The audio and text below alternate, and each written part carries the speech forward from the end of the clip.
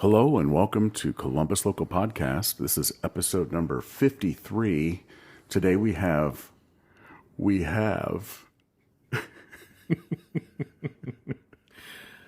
Matt Michalski. we have Matt Michalski.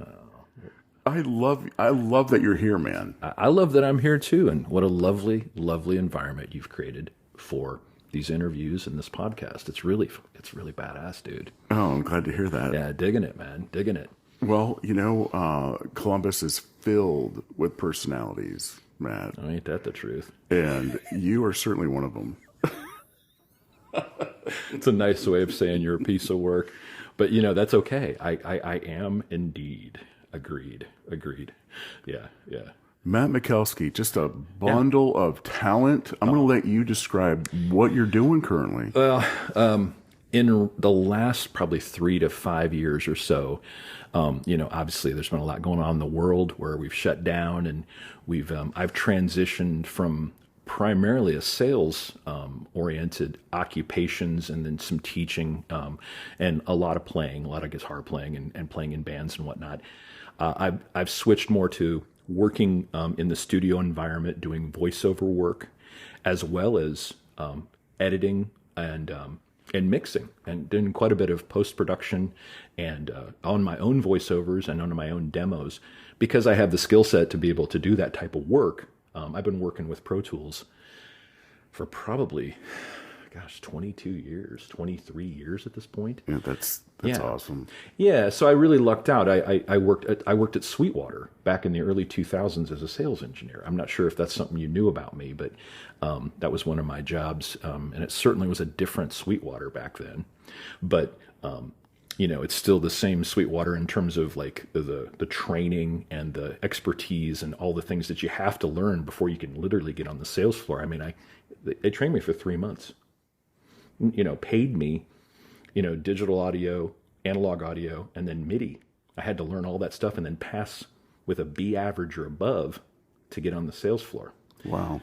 Yeah. So I felt really great about being able to do that. It was like going back to school. It really was. Oh, so, yeah. So I learned Pro Tools at that time and was like, oh, Pro Tools, that's kind of cool. That's the industry standard.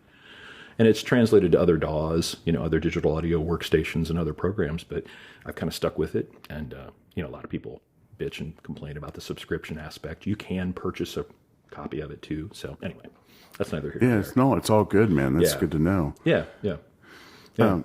So currently though, musically, I know you're still involved, but what else are you involved in? Well, like I said, I'm doing a lot of voiceover, and it's primarily work as a freelance voiceover artist, working on a couple of the freelance platforms. They'll call them freelance platforms, and then a couple pay-to-plays, and then I also have some direct marketed clients. Should probably do a lot more of that because that's the future. Just building those relationships, just like any other business. Yeah. That said, I've been pretty fortunate, and the people that I have contacted, I've gotten on a roster, or I've gotten, at least auditions, and I've gotten a fair amount of work doing that as well. I'm still not, it is still a part-time income for me, but every year it gets slightly bigger. Nice. And that's the goal. I do a lot of audio work. I do everything from, audio handwork, where I'm helping set up a sound system for, production companies and things like that. Again, freelance. And then all the way up, like I said, to editing and post-production and things like that. And post-production involves like literally putting together commercials, some sound design, mixing all the voices, making sure everything sounds correct, making sure there's, everything's compressed correctly, kind of soup to nuts from beginning to end, getting all the content, marrying it with the video. Not a video guy. So I mean, I love video and I work with video people all the time. However, that's not my, ball of wax. I'm an audio guy. That's a lot more time consuming as well, is it not? It is indeed, and I'm really fortunate that I know some really great video guys. Actually, Doug Caraway, who is the video producer at the Fisher School of Business here at Ohio State, he was the drummer in Nude. And I was a nude for 17 years. I'm not sure if you're familiar with that band. That might be pre-Lenny and Matt knowing each other back in the 90s, early 2000s, and a little bit. I think I left that band in like 2011, 2010. It probably was right about the time we met, actually. So, and that's kind of what I wanted to talk about.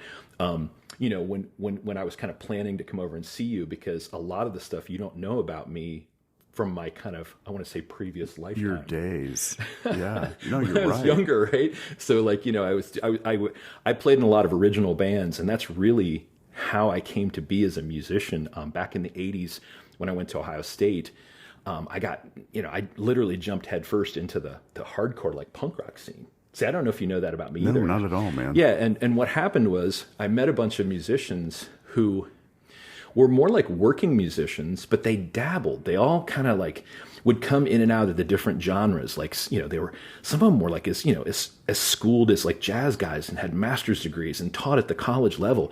But these guys were hip enough where they could make noise with the rock and punk musicians and stuff. And I always thought that was a really cool thing, because they were just, you know, they were like, they adapted. You know, that made a big impression on me as a musician and as a guitar player. And I befriended a couple of punk rock guys who were like really, Mike Rep, who is a local kind of, I don't want to call him a legend, but he's a local punk rock guy. And Ron House from Great Plains, you probably are familiar with Great Plains. They had some success back in the day.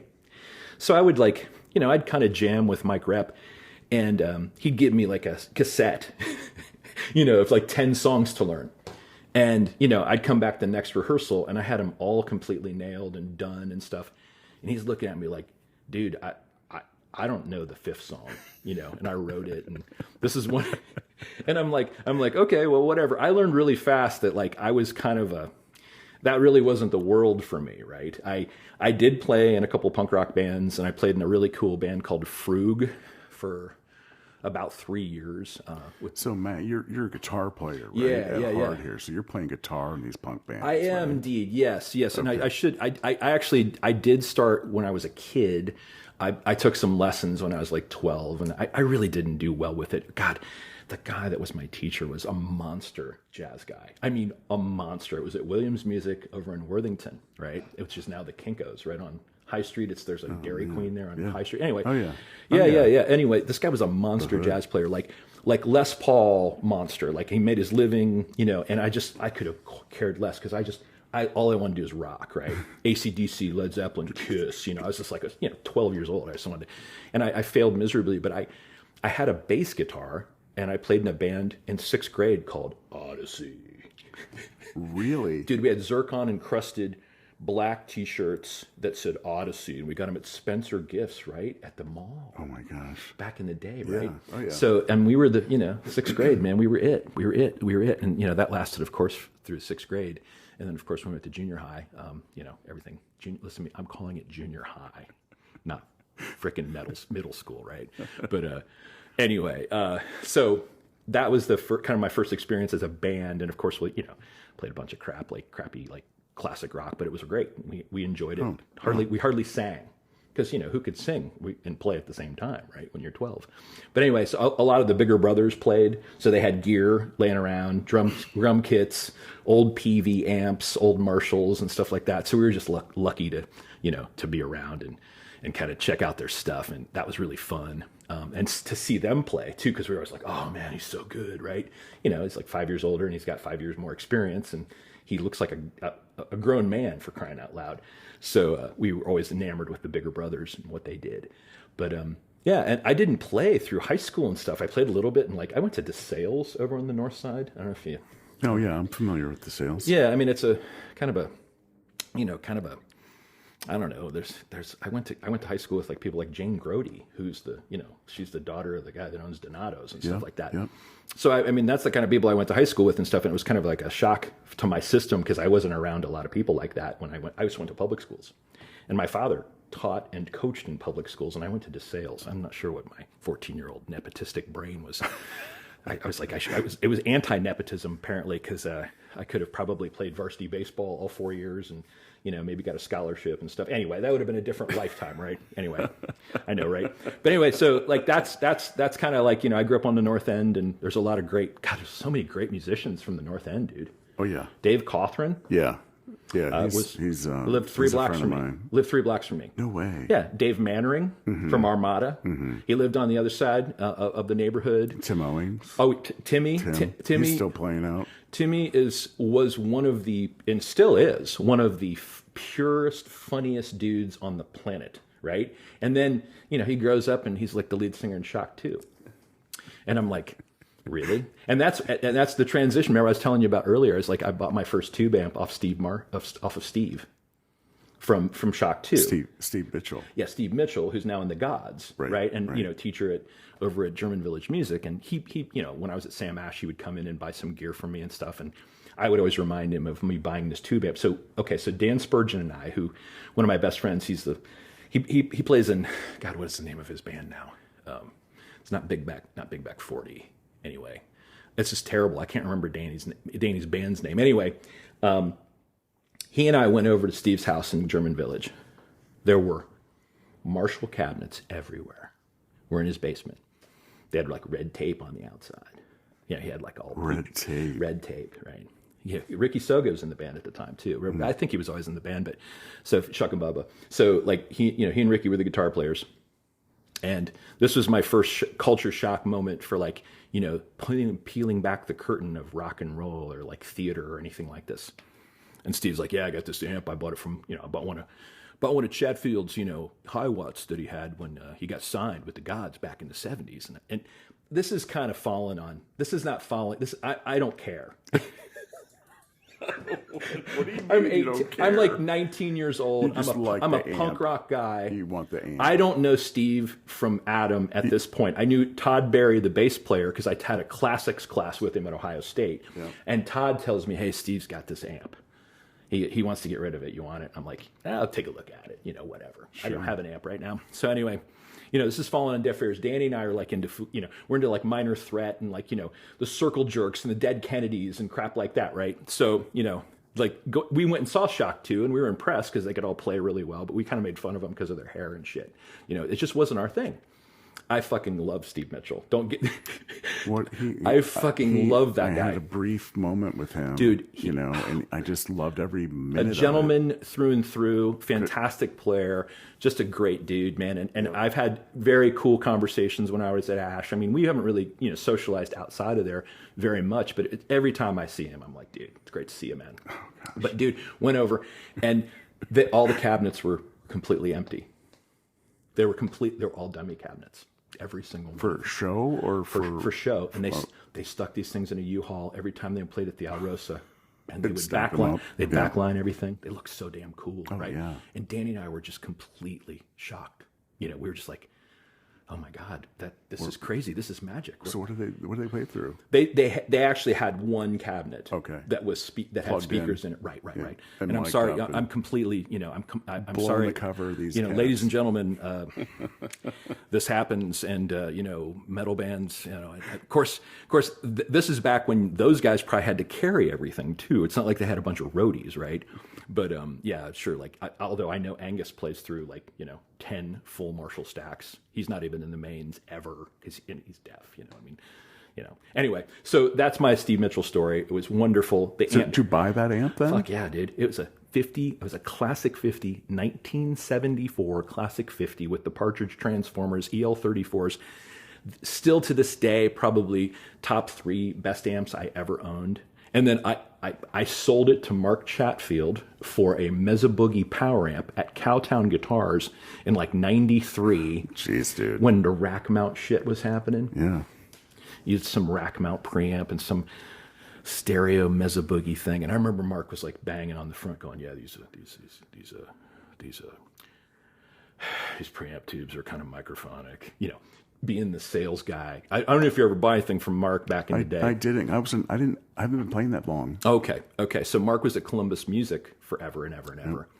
And was, super intimidating. I mean, he looked like he was in, he would look like he was in Whitesnake. Every time you went in, perfectly coiffed hair, like he had a schedule. You could just tell he was like busy all the time, right? Anyway, so I'm in there talking to him, and I'm like showing him this, and he's like going, "Oh, this is one of my old ones," and he kind of confirmed what Steve had told me. And anyway, so I ended up selling that thing. I was like, Jesus, that thing's probably worth, I don't know, $4,000. Sure. And it was, it was like what Pete Townsend used back in the day, and David Gilmour, and wow. That amp was, and it was clean as a whistle, to a point, and then it could get really grindy. They're a little harder clipping than a Marshall. They don't have as much like give and sag as like a Vox or a Marshall, but boy, a great sounding amp and a great pedal platform. Really great. And one that you remember, obviously, with a great history. Dude, I know, right? I know that thing had some mojo. It definitely had some mojo. Wow. So, I know. It was kind of fun, right? So you're playing punk through that thing. Yeah, I'm playing punk, and then I mean, like I said, what kind of guitar? Do you have a hollow body going? No. I had like an old Gibson Marauder for a while that I had purchased, and then very quickly realized that just wasn't enough, and I ended up buying like a late 70s, early 80s, like Les Paul, but it had the Artie Artist electronics in it. It weighed 4 million pounds, and it had a compressor, and it had a bass and treble control. And it was very versatile. I mean, it could rip your head off with treble, but you could set it up real flat, and it sounded like a Les Paul. So I had that for a while. And then I bought my first Strat probably a couple years after that. And I pretty much have stayed with kind of the Fender thing since. I've owned 3 or 4 Les Pauls since, and a couple of Gibsons. I'm more of a Fender scale guy because I'm just a big guy. I got big hands. I like the longer scale length. Yeah. I think it stays in tune a little bit better. This is just my ear talking and just my experience. I like light guitars too. So a lot of times Fenders are a little bit lighter than Gibsons. I've owned a few hollow bodies that I've kind of won from like sales spiffs and stuff like that. I've never like gone out of my way to purchase a hollow body or anything like that. But, I have a couple tellies right now. I've got a Strat, I've got a Jazzmaster, kind of a parts Jazzmaster that I just put together. And then I've got this other, really cheap Jazzmastery thing. And that's my main guitar with the Bastards. That's the main guitar. That's the guitar I play. So the band you're referencing now is the Bastard Sons of Neptune, right? Which is fabulous band, dude. Well, thank you, and that's still active, right? It is still active. I mean, I have not booked us much because I was booking us at Dick's Den probably like 2 or 3 times a year. Tim and Aaron over there, since they bought it, have been gracious enough to let us, play on Saturday nights, and we pack that place, and it's a fun, it's a barn fun show, burner. But it's a fun show. It's a fun show, but that's just that room's just too small for the Bastards. And I mean, I had an episode where I literally, my ears just kind of gave out for like 30 seconds, and I was like, I can't hear. I mix for a living, and I just don't want to do this anymore, right? Yeah. So I was just, and again, I'm guilty of playing loud, just like every guitar player. But to a certain extent, I was just like, I couldn't even hear the drums. And I was like, drummer's standing right behind me, or not standing, but sitting. And I was like, okay, I need to kind of reconsider what's going on here, And so I play primarily electric guitar. I play acoustic every once in a while, but I primarily play electric guitar, but I play so quiet anymore. And I have this little studio, right? Really nice microphones, and, I've got nice amps, and, I've got some modeling gear too. If I get an idea at 3 a.m. or something like that, and I can just plug in and go, and I do actually have an interface where I can reamp out of it. And the reamping process is you just record like a naked guitar, something that's unprocessed, and then you can take it right out of the interface and plug it into an amp. It's pretty fancy. That's fancy, dude. That's cool. It's a cool studio trick, and it's something that, I do that actually with drums too. Like where I'll take a drum and I'll run it into an amp and put through pedals, and that's like a really small, shitty sounding practice amps actually sound amazing because you mix it with the original. Again, you can do so much in a program or in a mixer to like really, you can take that kind of cool part of it, right?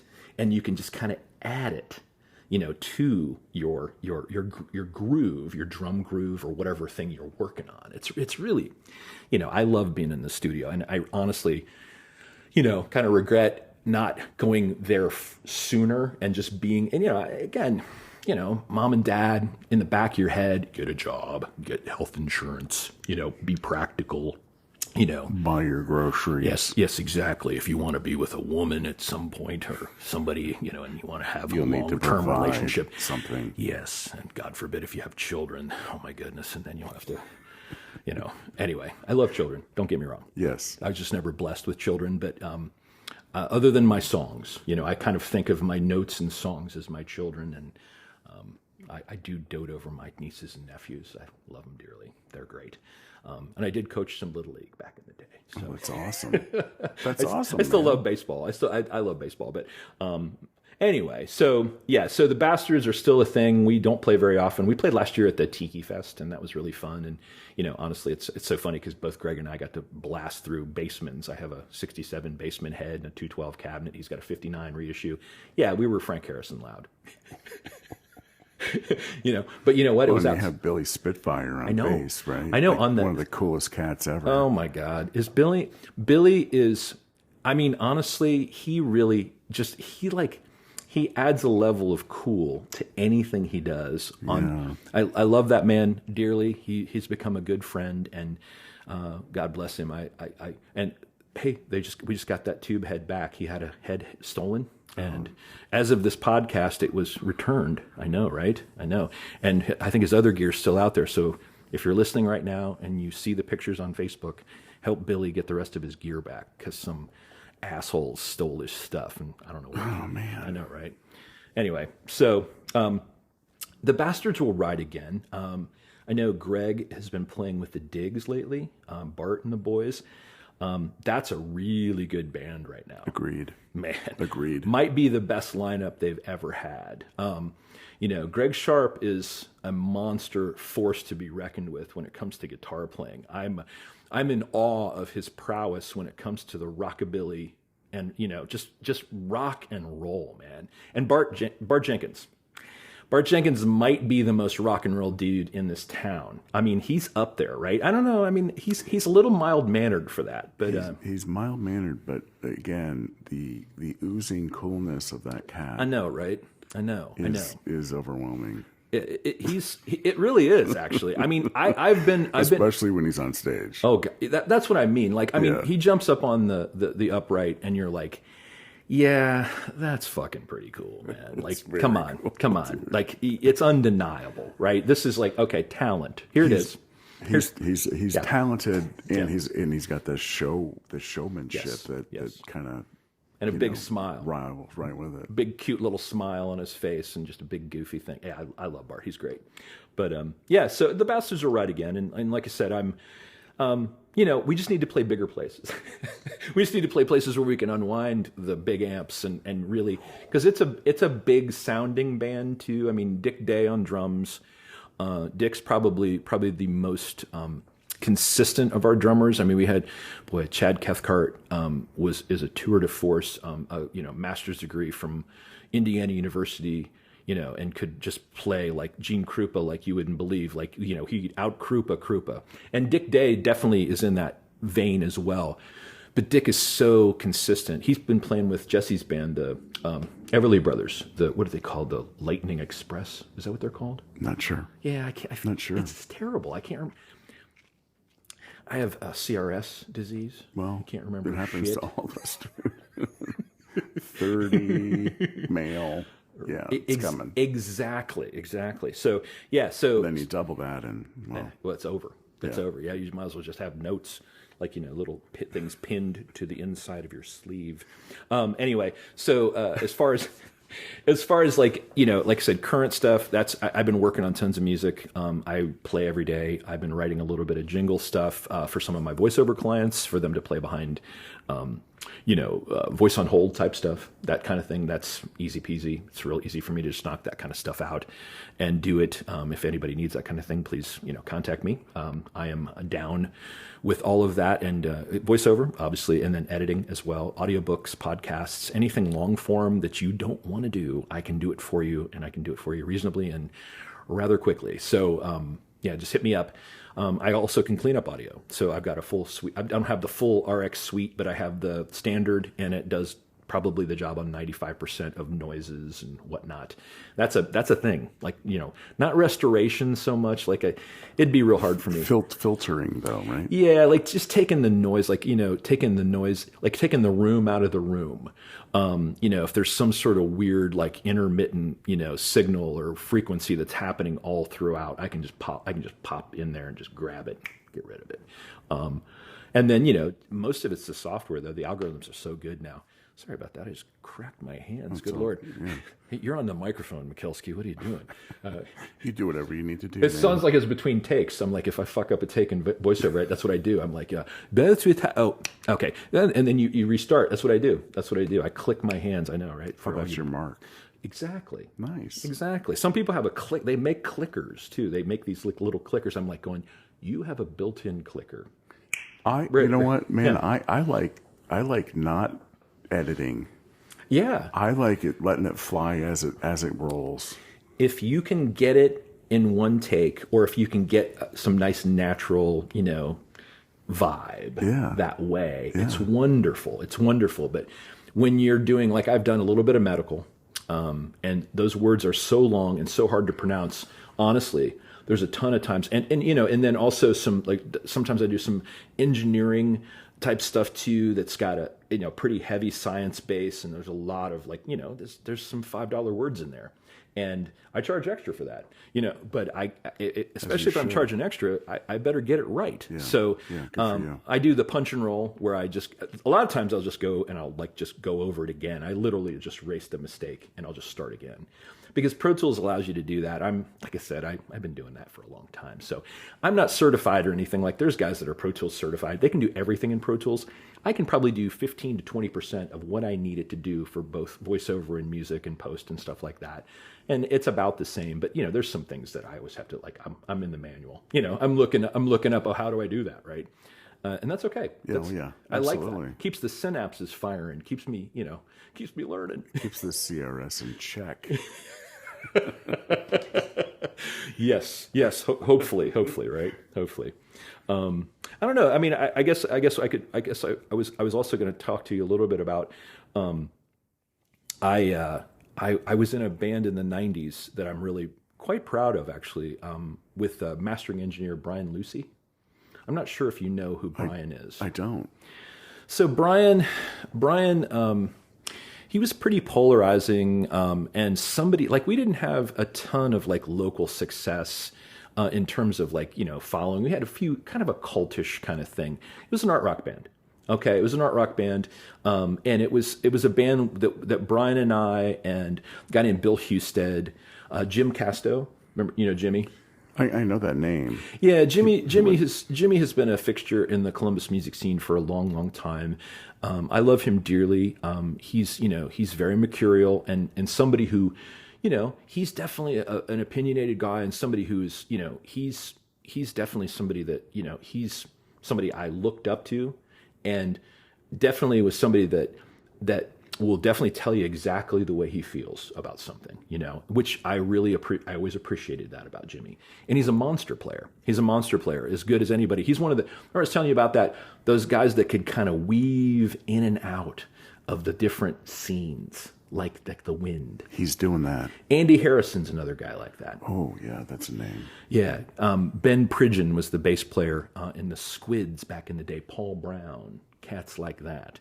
So Jimmy was the drummer in the Trillionaires, Ronald Cole and the Trillionaires. Okay, so there we go. So there's your touchstone for late 70s, early 80s. Nice. And Jim, we started that band with Jim, like I said, Bill, Jimmy, Brian, and myself, and then Matt Gramley. We had two drummers. For the first two records, anyway. So we had Matt Gramley, he's a lawyer out in San Francisco, great guy. But he knew probably within 3 or 4 months that this was not his ball of wax. He played in Big Back 40. He played in Danny's band that I can't freaking remember forever. He's a great dude. But he realized, and then Doug Caraway, who's the video producer at Ohio State that I was just mentioning, he's the other drummer in Nude. And then Jimmy left after the second record, and Doug was the sole drummer, and it was a 4-piece. And then Bill left, and then it was Sean Bowers from Guitar Repair Company. Really? Yeah, and Sean, that he worked with Phil at the fret shop forever and ever and ever. So Sean Bowers, who we were good friends with, he was in a band called Flat Earth back in the day. Yeah, see, I knew this was going to be fun because I'm telling you things you don't know about the Columbus music scene. Well, and that you had some interaction with. Yeah, I mean, those guys were all. That's Tony McClung on drums from Pop Gun, who honestly, and Tony was a very different person back then, good and bad. But Chris Howes, I'm sure he appreciates that. Well, I love Tony. And if he was here, I'd tell him that. I mean, dude, and are they still doing the Rumba Cafe or the Rumba? Hoodoo With Hoodoo. I'm pretty sure they are. I'll be honest with you. While. It's probably been over a decade since I've seen those guys play. Wow. I've seen Pop Gun half a dozen times in the last 7 or 8 years. What a outfit that is, man. Dude, Jeff Kayampa. Killer. Kayampa on bass. On bass, yeah. And just, Kayampa, dude, he mixed Wayne Shorter records. That's all you got to say, right? I mean, yeah, Jeff is one of my favorite humans ever. Anyway, so that band was called Flat Earth with Tony and Sean on bass, Chris Howes on violin, the greatest jazz violinist in the world. Anyway, and Aaron Scott on guitar, who is a West Virginia native and probably Sean's best friend when he was growing up. So Aaron is a wonderful, wonderful guitar player and a really great dude. He lives down in somewhere in West Virginia. I don't know. It's like that little corridor just kind of west of Charleston, Beckley, in that kind of, is it Beckley? Shit. You know what? I don't know. Somewhere down there. Somewhere in West Virginia. In that general area. Yeah. And he went to culinary school and now I think he's teaching a little bit, and he had some cover band and stuff. He's a great player. He can, another guy who can play Steely Dan and then, play punk rock, play Primus tunes, Hendrix, and then, jazz. And then he's floating. He's all over the place. Love those guys. Those are my guys. Yeah, musicians. Musicians, right. Yeah. I mean, I got to say my top 3 guitar players, probably my favorite guy, I don't know if you're hip to him, Bill Frisell, jazz guy. I'm not familiar. Okay, I don't know everybody, dude. Of course, at all. Man, but I appreciate the education. It's awesome. Well, I'm just throwing it out there. You're sharing, yeah. Yeah, it's awesome. These are great stories, man. Well, thank you. I love Bill, and the first time I heard him, he was more in almost like a fusion-y rock jazz context, playing with lots of fuzz and distortion and weird sounds, and I was like, okay. This is pretty badass. There's that kind of downtown New York stuff that was kind of hip in the late 80s, early 90s, kind of trickled. There was a downtown New York scene, part of that whole thing. A bunch of crazy musicians would get together and just make lots and lots of racket. And again, a lot of different people came in and out of that scene. The Living Color guys all came out of that scene. Yeah. But again, we know what turned it. Those got one of my favorite bands of all time. Me too. Actually, I love that band. God, the first time I saw them. They're still playing. I know, right? I know. I love Corey's voice is still great. It's still great. Anyway, so Bill Frisell, Jeff Beck, Jimi Hendrix.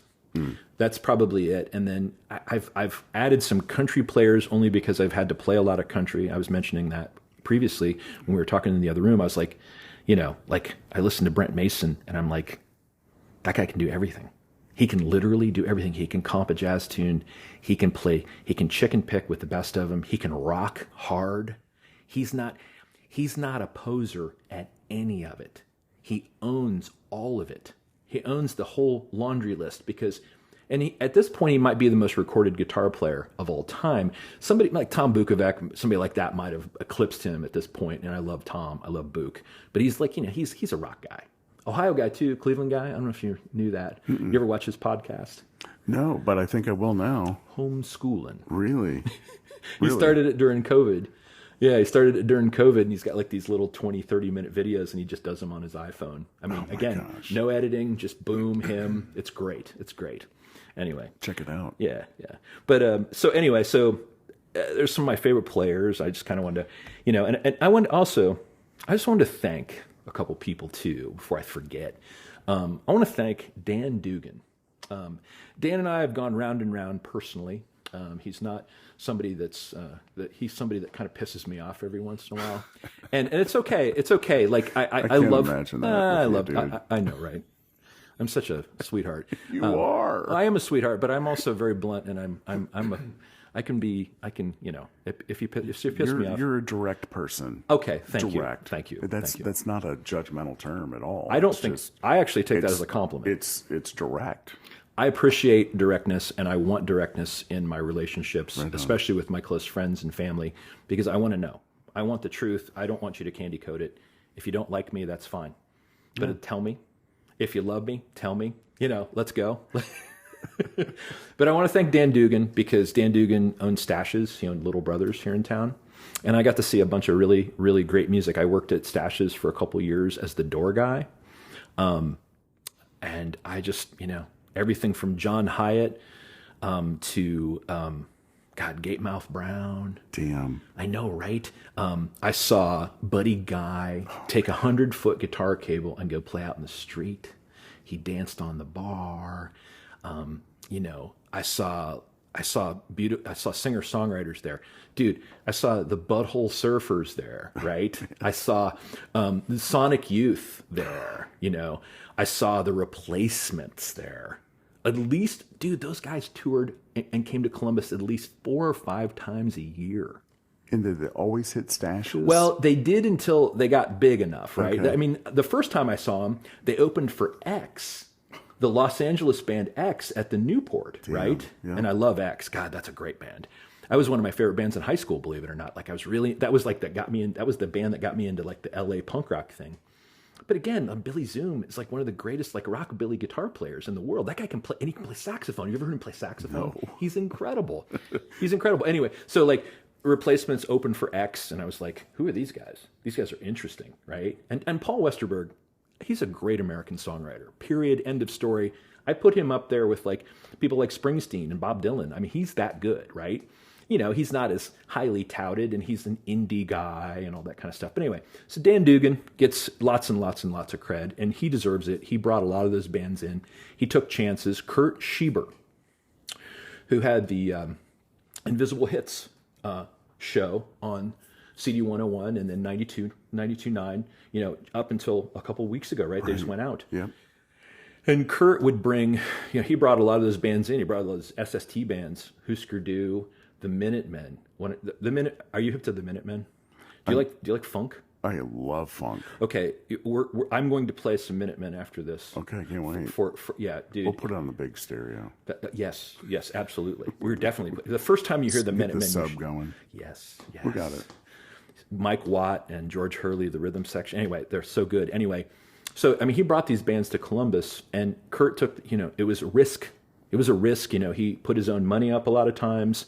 He'd have to deal with unscrupulous characters, managers, whatnot. He took a lot of risks, and God bless him for bringing a lot of that music, and it influenced me greatly. I don't know if I've ever thanked him for that in my youth. You know, I was definitely, I definitely probably, kind of like took it for granted. But man, anymore with the music scene being the way it is, and the lack of venues for a lot of original bands, anymore. You know what I mean? They're larger than some can afford to get into, Yeah. King of Clubs is really killing it. You have Leon's Garage out in Marysville. Yeah. And then the original music is also a rumba, I think, can accommodate. They do that. Ace of original Cups music. is still Ace doing of Cups too, still doing yeah. Ace of Cups, and then what's the new Old Fields Space Bar? Is that Space Bar? Yeah. That's a decent room. It's just concretey, and it's kind of it's a little rough, like for live, and that's just me being a picky sound guy. But you get enough people in there, and it sounds okay. Yep. But there's just not, and there's a lot of really interesting noise stuff going on recently. I pay attention to that stuff. And dabble and like think about it. And there's a band called Dana here in town who I love. Oh my God, I love these guys. Really? They have the energy of like a Tasmanian Devil. Madeline is the lead singer for Dana, and she is a whirling dervish. She affects her voice with effects, and then she plays theremin. And her boyfriend Chris is one of the most interesting, like, noise guitar players I've ever heard. And then they have this crack rhythm section. These guys can all play. They can all play. They're all like, but it's Their music is unique. So unique. Yeah, I mean, there's a band. Next time you go see them, Yeah. text me or something. I will text you. We'll hit that. Yeah, it's very interesting, Len. There's a band from Dayton that people compare them to. The lead singer passed away back in the like late 90s or something like that, but he was real noisy and he would affect his voice and stuff, and people compare them. But I think they're a little different. They got more. She's from Detroit originally, that area. I don't know if she's from Detroit proper, because you know how big that whole thing is. Anyway, that Detroit thing? Detroit. Well, dude, I grew up in Detroit, dude. What? Yeah, I did. Yeah. I didn't know that. Yeah, 8 Mile Road, right off of 8 Mile Road. People laugh when I say that. Yeah. But it was in the 60s, and it was a rough time to be living in Detroit. Believe me, I saw some things that you probably shouldn't see. We can talk about that another time. Yeah, though. man, I didn't know that, my friend. Yeah. Okay, so she's from the greater metropolitan Detroit area. Really? I'm not sure. Where they were making cars. Yes. Apparently it's some place where there's been a lot of cars designed and built in the last 50, 60 years. Anyway, but she has this mentality. She's an old soul. She's little, but she's mighty. I mean, like, wow. Like the first time I saw them perform, I was like, oh. She's a gift. Oh, such a gift. And just a wonderful human, a very quick wit, very quick mind, absolutely elegant and lovely, beautiful on so many levels, and just a wonderful human and caring. Anyway, great person. Love her to death. Great band. Go see them. They're noisy. They are not Shuck and Bubba Deluxe, which is, that's good. That's good. I like bands that sound different. I want difference. I don't want samey. You know what I mean? I get it. I know it's not fair comparison because they're a cover band, but and I love Sadir. Absolutely adore him. He's coming soon. Dude, I can't wait to talk with him. I love him. Yeah. He's great. He's got a great is. voice. I don't know him. I've known Ricky since the Shock 2 days, and I don't really Legends. know. They're both legends. Yeah, they really are. They really are. I don't really know either one of them. Like, they would be like, oh, Matt Michalski. I'm peripherally acquainted with that dude, right? Ricky never got to cut my hair, so and I think that's what he does for a day job. Anyway, so I mentioned, okay, and then also third thing, okay, this was also a huge impression on me as a person and as an artist. In 1989, I got hired by Kappa downtown, and I worked in their box office. And this is 89. This is, pre-internet era. And I was fortunate enough to see, the symphony and all the ballet-mette performances and most of the Broadway performances and the opera. And then, of course, all the curated artistic stuff that Kappa was bringing into town. And then there was also, it was pre-Promo West. There was a promoter out of Cleveland or Pittsburgh that would bring in country and rock acts and stuff. I saw Katie Lang, like Ingenue era. I saw her sound check. I'm getting goosebumps thinking about the sound check. She sound checked Save Me. Do you know the song Save Me? Her material is just off the top. It's again. I know I am all over the frickin' place here with the genres and whatnot. But the clarity of her voice, it's like she's like Joni Mitchell with country music, right? I mean, there's Emmylou, Emmylou Harris. Oh God, Emmylou Harris. Emmylou Harris. Don't get me started on Emmylou Harris. Anyway, Emmylou Harris. Roseanne Cash's last 3 or 4 records are so good. The List, Black Cadillac, her husband John Leventhal, Grammy award-winning producer and guitar player. He just released a solo record, which is great. I just saw an interview with him. Again, I know I'm all over the place here, but I love that stuff. I love it, love it, love it. But I got to see so much great stuff by Kodo Drummers of Japan. I mean, stuff like this, like stuff that you'd be like, yeah, how would you know about that unless you knew about it, right? I just was there. I just got to be present, a fly on the wall. I'm sitting there. Exposed to exactly the world. Right, exactly. Music. All this lovely, and dance and culture. And like I said, I married a dancer. I'm luckiest boy in the world. But I got exposed to that kind of stuff. And it really, really, really made a huge impression on me. It's like this world it's a big place, and we need lots and lots of voices. In the West, North America, we get so bogged down with left and right and all these types of things. It is so much bigger, and everything is gray.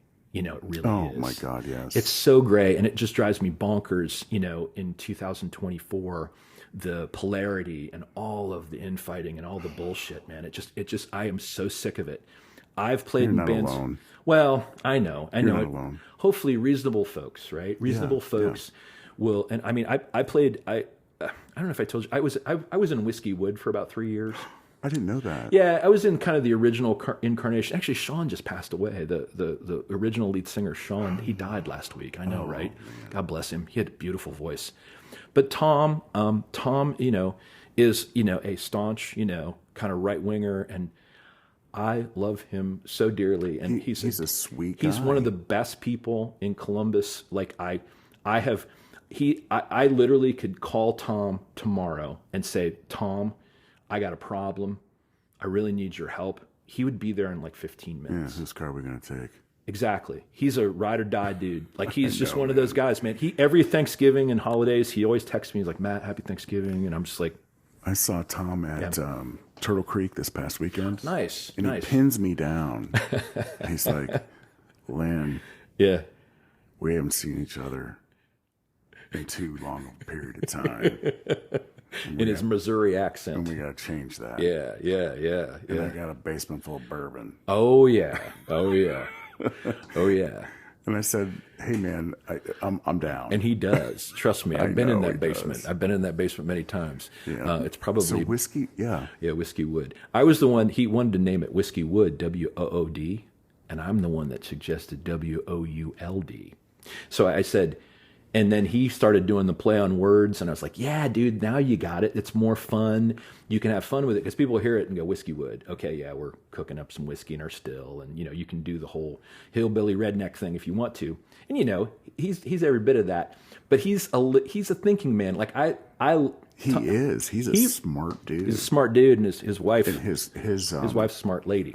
Oh, yes, yeah. Yes, she is. Yes, yeah. But he's a killer guitar player. He's a killer guitar player, and very versatile, and very, very passionate, and very, very interested in a lot of different things. He is again. He's another one of those guys, and he's an example of a lot of my friends or a lot of people that I know wouldn't play with him. They just wouldn't do it. Because he's outspoken about certain things, and you're just like, yeah, you're missing out. You're missing out. Oh, yeah. You're missing out. We're only on this planet for a short period of time. And if you want to stay in your bubble, you stay in your bubble. And I'm not saying some people need safety. Some people need safety. They're marginalized. I support that. But man, whenever possible, get out in the world, man. Experience humanity. Experience the world. Go to the mountains. Go to the sea. Go to the Great Wall of China, man. Go to Europe. Go to Australia. Go to Africa. Check it out, man. Like, I don't know. I mean, I'm preaching to the choir to a certain extent, but at the same time, I don't know, the central Ohio-ness of it, right? I mean, yeah, I grew up listening to QFM and having, kind of a small town mentality. I mean, really, Columbus was really a cow town until about the last 20 years. Let's just be honest. I mean, how long have you been here, Lynn? Explosive growth. I was 10 years old, 73, 74. Okay. Something like that. So you experienced that too. You experienced your childhood of being here when Columbus was really was a cow town. It was small. Yeah, it was a small. And small-minded. Yeah. Sure. Yeah, I mean, sure. We always had Battelle and Chem Abs, and we had big places here, the banking and all the insurance companies and the government and stuff like that. So there were smart people here in the State House and whatnot. But I mean, there weren't any IT companies then, right? No. There was no information security. There was nothing going on from a technology perspective. Right. And art and the art scene here, like the graphic design scene here, blew up in the 90s and the early 2000s. The production companies, I mean, you got Mills James, you got Brainstorm, you've got some movers and shakers nationally here that are doing really, really good work and have been for decades. We got Joe Veers here, man. Oh my gosh. Joe Veers. I almost had him for a podcast. You'll have him. He's just too busy. He's very busy. He's just too busy. You'll have him sometime. We had a date and everything. He just couldn't make it. I've only been in a room a couple times with Joe Veers, and Joe Veers and I don't really know each other, but again, he knows who I am because of Brian. Yeah. I was talking about Nude. Brian's a big A-level mastering engineer now in Los Angeles. He's huge. He's huge. I mean, he does big stuff. He's been working on the Dolby Atmos stuff lately. Anyway, wow. Oh, I know. He's been trying to set the standard. He's been talking to me about it and stuff. And I'm just like, dude, I have a hard time wrapping my head around 2.1, 5.1 and 7.1. It'd be one thing if I had the speaker budget, just the speakers. 5.1 to me is good. Yeah, I know, that's right? what I have in here. Yeah. Is it? Oh, that's nice. Yeah. Honestly, that's probably all you need for most viewing and whatnot, but or listening. But yeah, start doing theater and cinematic stuff. Yeah, like it's cool, like for sound design. Yeah, sound designy type stuff where you're like really getting into. Oh yeah, I see this. I see the ceiling speakers. Yeah. There's your. That's a different system. I think we have 5 systems in here. Believe it or not, dude. Some of it's Sonos, but. Yeah, that's hip. That's crazy. Hip. Well, I guess I think I've covered most of the bases of the stuff that I wanted to talk about. I honestly, I don't know. I mean, do you have any questions for me? Oh my gosh, are you kidding me, man? Well, yeah, that's my question, man. Hang on one second. Yeah. So Matt, I mean, you have a tremendous history in Columbus music and your involvement of the things you described. But what are some of the things from then when you first started punk rocking to what you see today? You're still involved performing live, but you're doing your voiceover business and you're recording. You're doing a lot in the area of audio engineering. Yeah. But what are you seeing as a trend, man, to today? Great question. The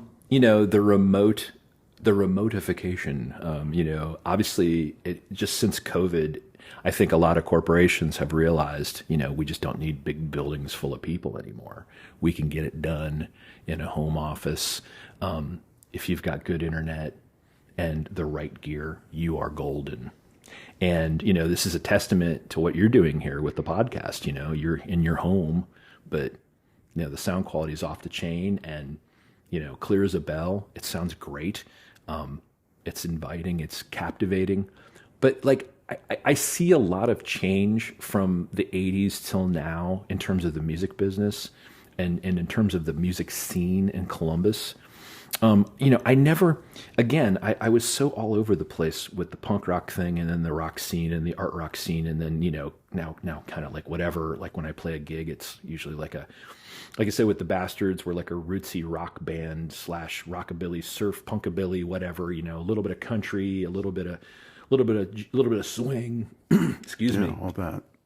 Wrapped in. Yeah, and like I said, I'm really fortunate to have interfaced. Like when I taught at Music Royale for a number of years over at Jesse McNamara's store in Powell, and I was really fortunate to be around players like Josh Hill, and he's such a monster. And I mean, he just being around him, being in a room with him and a guitar, I was like he knows exactly who Bill Frisell is and has studied him and is like a big fan of his stuff. And I said, oh yeah, I'm a big Bill Frisell fan.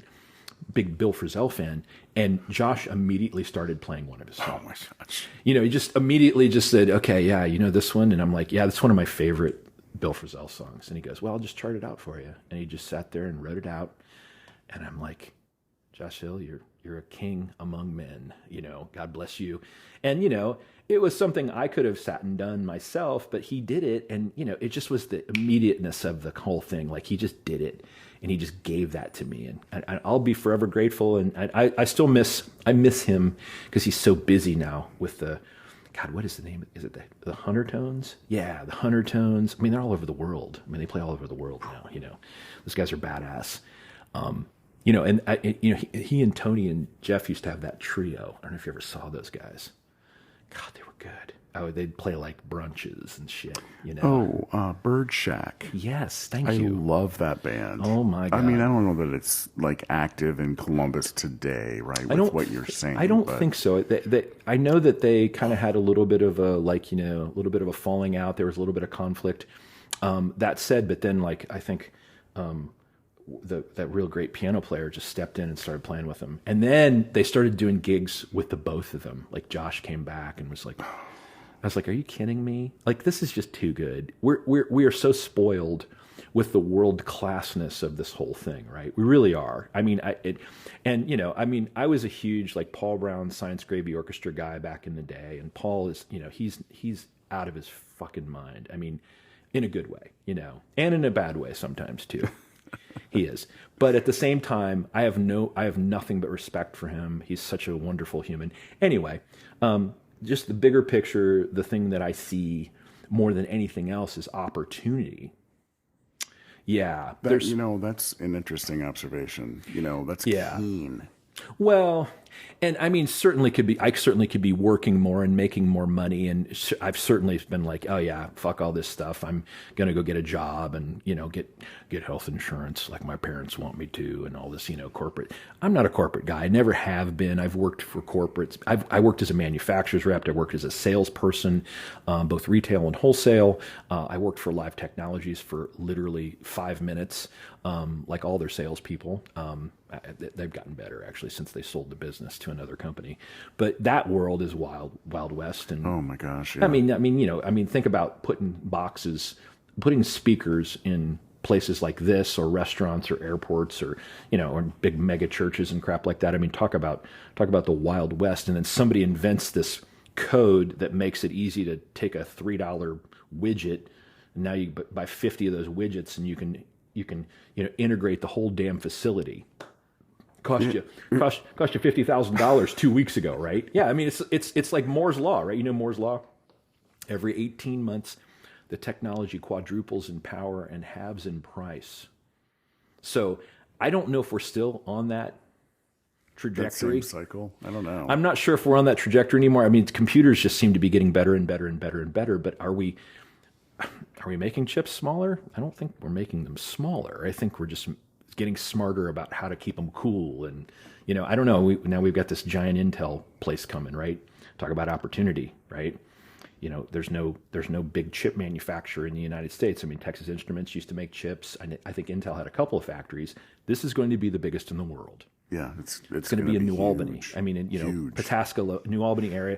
Again, opportunity. I see opportunity for young bands. Unfortunately, there's been a lot of, there's been some of the opportunities have gone away. I mean, obviously, you've got the whole Spotify monster. You've got the whole, which is, let's just be honest. It is patently unfair.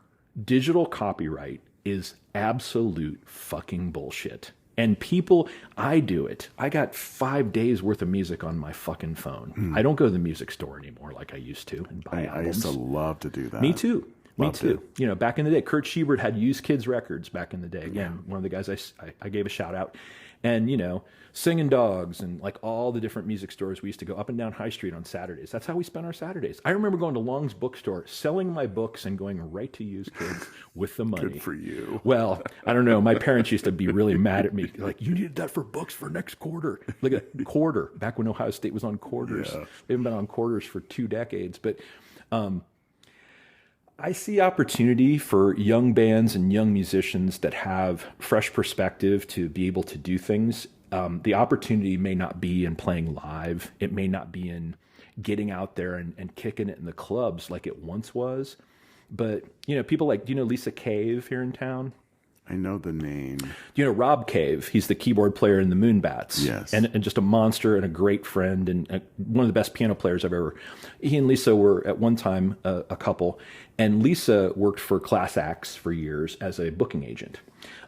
Currently, and correct me if I'm wrong, Lisa, please tell me, send me an email or a message if you hear this podcast.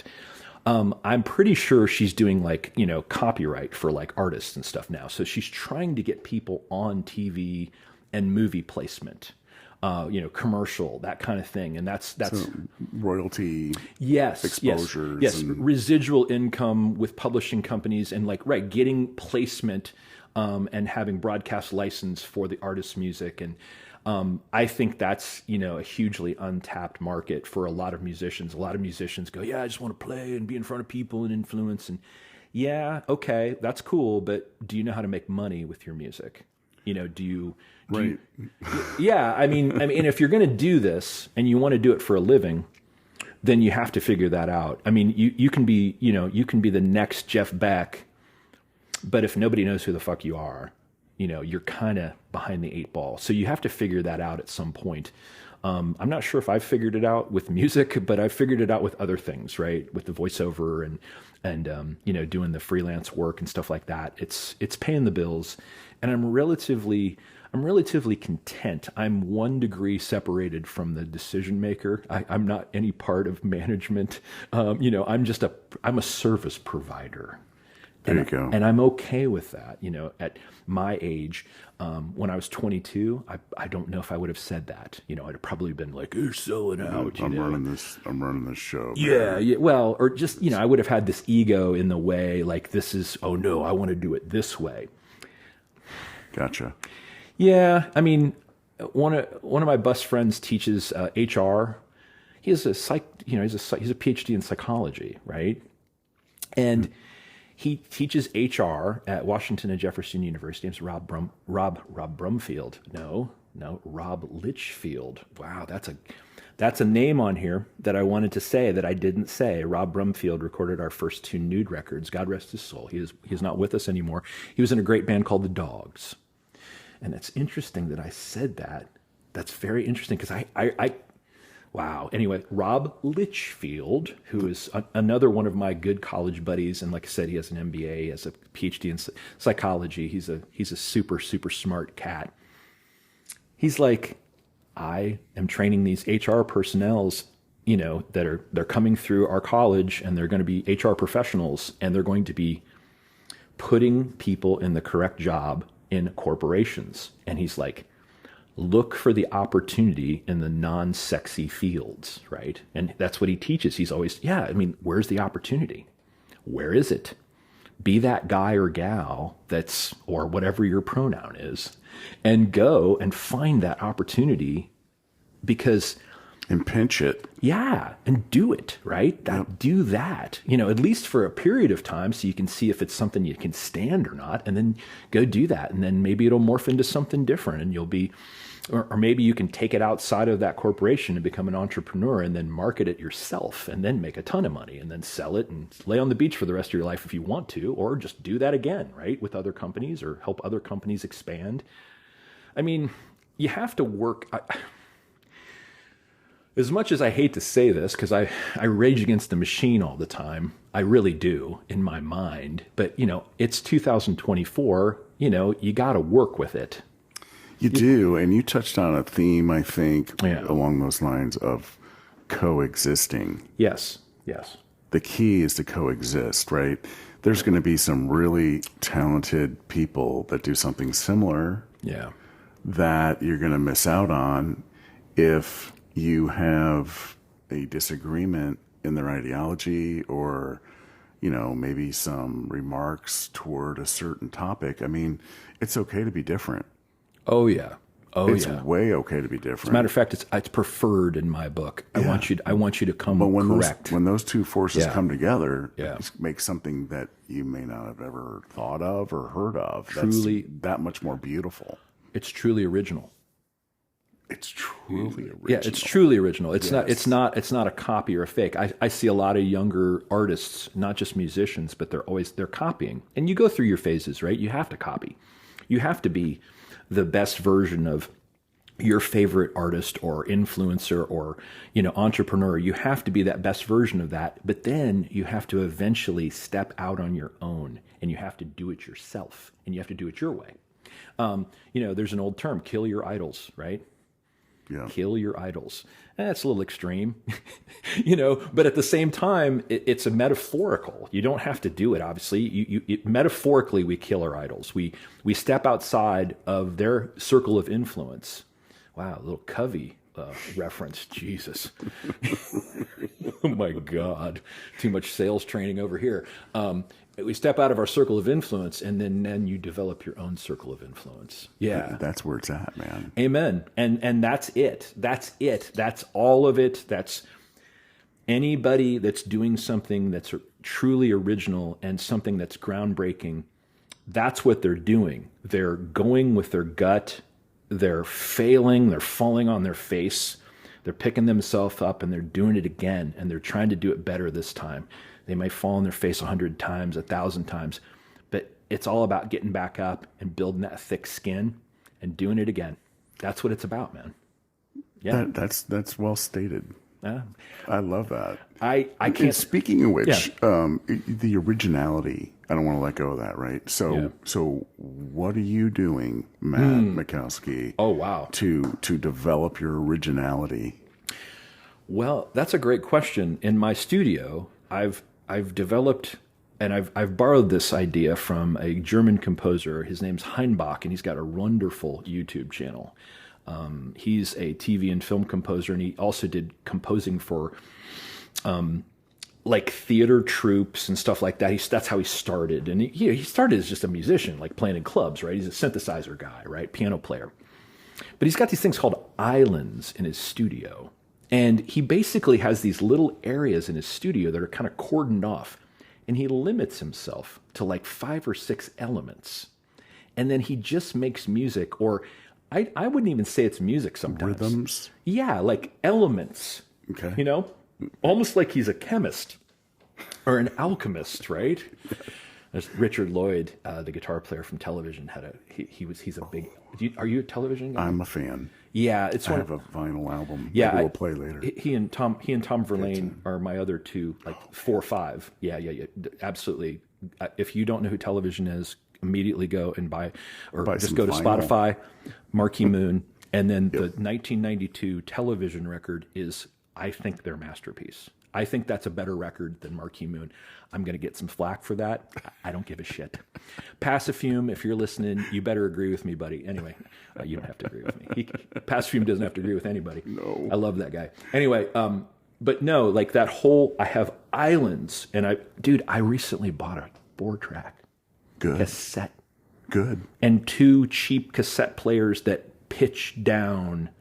And I bought 2 synthesizers, and I just interface my pedals with all that shit, and I make weird rhythms, and then I'll loop my guitar or my voice with. I bought these cassettes that do 10-second loops, and I have loopers, right? I have pedal loopers, but it's so different in the quality of the sound because I can slow it down. It's like creeping, and Heinbach does this, and it's like emotionally, you're like, oh, right, yes. And you take that element and you add it to something else. It could be the most 1-4-5, completely Tempo. pop. Well, it's more of like a chord progression, like the first, the fourth, 1, and 4, the fifth. 5, gotcha. Yeah, 1-4-5 progression, like a blues progression. Yeah. But like, most pop songs, 90% pop songs are like 1-4-5 progressions. Hell, anymore they're just doing like 1-5. But you just take a simple progression, but you put this weird element to it. Immediately it changes the way it is, right? Anytime you manipulate your audio, anytime you make a different choice, the Brian Eno cards, the chance occurrences, I think they're called, there's a deck of cards, and it's like, that's what they use in the studio when they're stuck. Oh, also, I gotta do a shout out to Daniel Lanois. Okay, Daniel Lanois, to me, he's the greatest producer mind right now. And again, there's guys that are probably eclipsing him. There's a couple guys that are mixed guys. Michael Brower, guy did the first Coldplay record. Don't kill me, but it's a great sounding record, even if you don't like Coldplay. He's a compressor genius. Brian hipped me to him back in the day, Brian Lucy. But Daniel Lanois, my production god, I worship at the altar of Daniel Lanois, Canadian producer. He did the Sling Blade soundtrack. Do you remember that? He actually played guitar. It's all loops, heavily treated loops. He's Yes. okay. Yes, he did yes, the, yes. he and Eno did the Unforgettable Fire U2 record. Yeah. He did So and Us by Peter Gabriel. Oh man, Yeah. So that sound. he's that guy. He did Wrecking Ball by Emmylou Harris. Yeah. He's that guy. Yeah. He's that guy. So it's like, and again, he hasn't, Bob Dylan, Time Out of Mind, Willie Nelson, T.H.R.O. Again, huge. I can't crow enough about him, but that's not what we're talking about. We're talking about opportunity. We're talking about, but again, there's a perfect example of a cat who basically had a vision. He was a, self-trained engineer, and he just kind of kept going with his aesthetic and just said, okay, this is what I do. I use old gear. I make these things. And I do that too. I have tube amps. I still have tube amps. I have some modeling stuff. Like I said, I pretty much only use it when I can't use an amp. Sometimes clubs are like, you can't use an amp, or, you can't use an amp at the casino. And I've never played there. I don't play those kinds of gigs very much. But when I have to and keep the volume down, I've got like a really nice Walrus audio pedal that is really good. And I've got a Helix on the computer and Pro Tools. And it sounds really good. It sounds passable, right? But tube amps mic'd up, if you know what you're doing and you can get a sweet spot, they're alive. Oh my God! Yeah. They're alive. I mean, there's the electrons firing through the tubes, and transformers make a huge difference, right? I always say microphones and speakers and tubes and transformers. Those are the important aspects, right?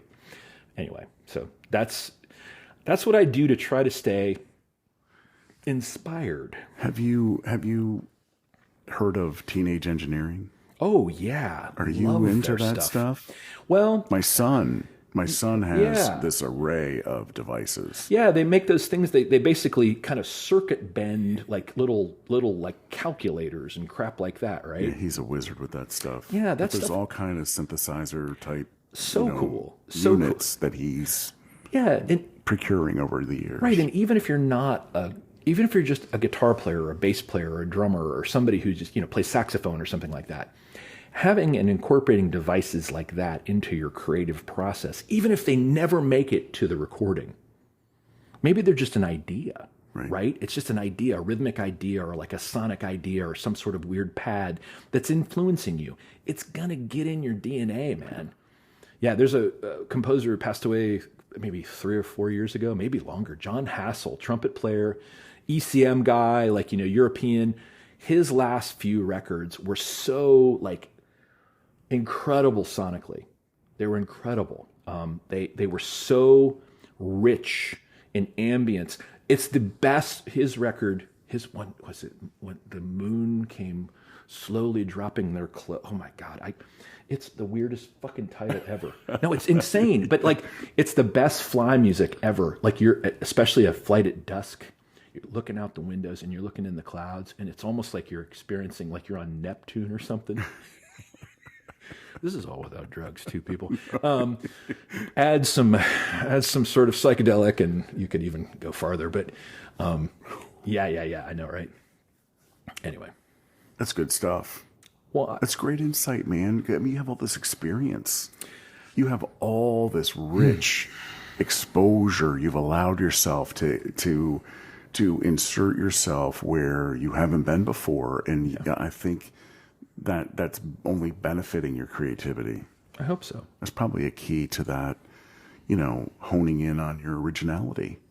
Are you recording your original music? Yes, I am recording it slowly. I'm being very, very, very Selective? yeah, probably too selective. Yeah, I mean, it happens. 94%. I think that's what Brian Fab. There's this producer that did the Billie Eilish blow up record. He was the producer on it as a French guy. Brian brought him to town for one of those Columbus music things, and they spoke. And they kept hammer on this thing. 94% is good enough. 94%. So when you Of think how it's you feel about something? when you're doing a mix or you're doing an arrangement of a song, if you do it and it's 94% good enough, stop, for God's Don't sakes. overwork it. Because the rest of humanity has no idea how much you worked on that, right? And you could polish that until it's 97%. But, don't be all Steely Dan Eric Johnson about it, right? Yeah. You don't need to get the white lab coat on and mic up the snare drum 50 ways to sunshine. And, you just don't need to do that. It's people, A good song recorded badly is still a good song. A shitty song recorded really well is still a shitty song. True that. Yeah. True that. Yeah. Well, and I think that's a great remark. And I think we're going to leave our audience with that remark. Matt Michalski, really been a pleasure, man. I really appreciate you being here. I've been inspired by you since the inception of our friendship. Well, thank you. And I love going to your shows. It's been a while since I've seen you playing live, but I'm going to keep my eyes peeled. And I want to keep my eyes peeled on where you're going to be recording, where your recordings will end up out there, because you truly are inspirational, and you have a lot of wisdom that you've shared on this episode number 53. Well, thank you, Len. It's been great. It's been great to talk to you, and I too have really enjoyed coming and speaking with you. That's my stomach rumbling. Anyway. It's all good, man. Anyway, yeah, the microphone picks up everything. It does. Yeah, it really does. Yeah, thank you for the kind words, and it's been really fun. I want to share. I don't want to hold back. This is not something that's precious. I'm not making millions of dollars. I'm just a guy who's trying to find inspiration and express myself in a way that works with my both my personality and my constitution, and that's important to me. I kind of don't know what else to do at this point in my life. I've kind of exhausted a lot of things, and I'm like, I feel really good about what's going on. Like I said, you can always make more money. You can always do more things in the world, but leave a mark and just, feel good about it. And just try to like push humanity up, don't bring us down, man. There's so much that we're already, it's a shame we're not nicer to one another. We're only here for a short period of time. Be nice and love your fellow man. We all have that common experience. So, hopefully I can maybe paint a little bit about that via music, and maybe make life like more inspirational and more interesting. Right. Absolutely. That's it, man. That's it. Yeah. And thank you for those thoughts and sharing. And episode number 53 on Columbus Local Podcast. Matt Michalski, thank you again. You're most welcome. Thank you, Len. And thank you all for listening. Bye-bye.